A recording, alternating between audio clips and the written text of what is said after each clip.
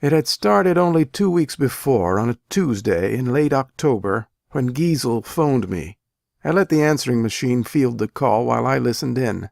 I'd taken to doing that in case it was the bank manager calling to demand another support payment to maintain my fast-growing overdraft. A month earlier I would have given the weasel a pass, but in September I hadn't known that I was hip-deep in a financial swamp and sinking fast. He was a House Street small fry, a hustler who occasionally needed some wordsmithing and would pay for it if you chased him.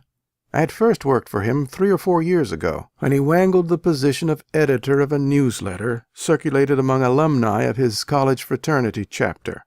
For $100 every 3 months, I ghosted 2,000 words of nostalgic rah-rah, and Giesel got to be a good old boy among people he might be able to talk into taking a flutter on the market. I listened to my own overly cheerful tones coming out of the answering machine. "This is Sid Rafferty. Give me a name and number, and I'll call you right back."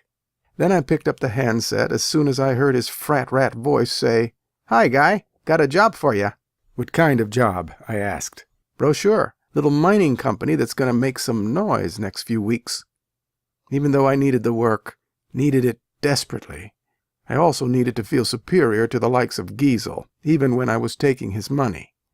"Jesus, Weasel," I said, "you have no shame." "Shame? What shame?" "What we're talking about. It's some chunk of moose pasture. You got a drill rig on it. You're going to juggle the assay reports, and then you wave the punters over the edge of the cliff, am I right?" The weasel did his offended gentleman snort. It was good. "You are not right. This is clean. Couple guys got this new process." "Oh yeah, like that couple guys had the satellite imaging technology that was going to spot the elephant's graveyard." The scam had been a twist on the classic lost treasure con, updated to take account of the international movement to ban the ivory trade. Giesel had netted maybe 20 grand, buying discount stock warrants, using them to scoop up cheap blocks of stock, then feeding them to greedy suckers at rising prices before the bubble burst. "Yeah, all right, that one, okay. But I'm telling you, Raph, this is no shit. They got the process. Some kind of new cyanide leaching thing. It works, man. I got this little cube of platinum right here. They made it themselves." "Oh, well, why didn't you say? I mean, if you've actually got a cube of platinum, then geez." "Look, what is this? You can afford to piss on your friend's money now you're some big movie writer? You want the job or not?" I didn't want the job. I needed it, desperately. But I wasn't going to tell him the movie deal was a bust, that I was back to the freelance scrabble after corporate speechwriting, annual reports, and any other commercial assignments that would pay my bills. Any time the weasel scented blood, his instinct was to bite down hard. "I'll tell you what I want. I want a check for $1,000 couriered over here tomorrow, and I want another 1,000 when I hand you the draft. I'll start work when the first check clears."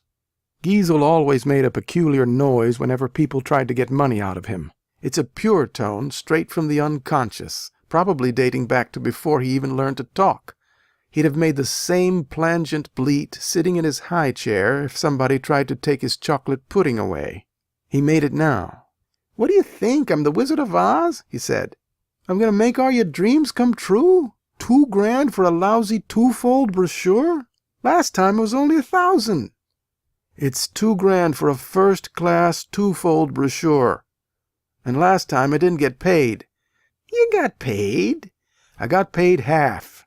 And that was only 'cause I walked into the Wedgwood dining room. You're having lunch with your wise guy buddies. You don't want to look like a schmuck being dunned for a bad debt."